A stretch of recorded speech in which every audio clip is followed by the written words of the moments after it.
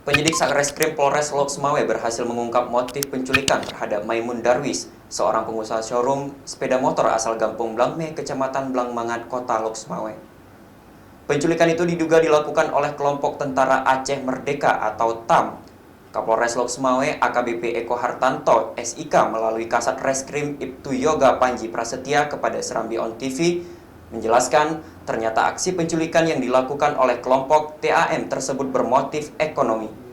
Berdasarkan pengakuan dari keempat pelaku, korban dilepas setelah ditebus dengan uang sebesar 30 juta rupiah.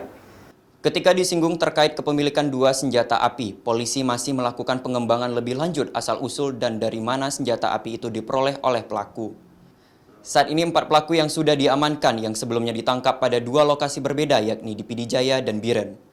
Selain meringkus 4 pelaku, polisi juga menyita 2 pucuk senjata api jenis AK-56 lipat dengan ratusan butir peluru dan pistol jenis Six Sauer.